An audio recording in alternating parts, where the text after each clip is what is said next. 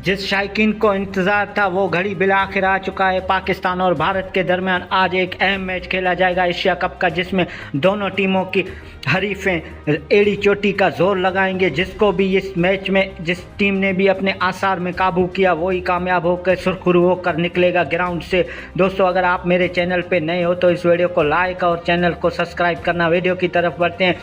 पाकिस्तान और भारत के दरमियान आज मैच खेला जाएगा। पाकिस्तानी टाइम के मुताबिक शाम 7:30 बजे शुरू होगा और भारत के टाइम के मुताबिक रात को 8 बजे शुरू होगा। लेकिन प्रॉपर ये दिखाई दे रहा है कि भारत की टीम खासा मजबूत दिखाई दे रहा है, लेकिन पाकिस्तान की टीम में भी कमी नहीं है, क्योंकि पाकिस्तान के बैट्समैनों को भारत के खिलाफ आज हर हाल में चलना पड़ेगा। क्योंकि पाकिस्तान के बैट्समैन चले तो यकीनी पाकिस्तान भारत को शिकस्त देने में कामयाब होगा। और पाकिस्तान के टीम में हारिस रऊफ की भी वापसी होगा। फ़हीम अशरफ की जगह हारिस रऊफ हमें खेलता हुआ नज़र आएगा।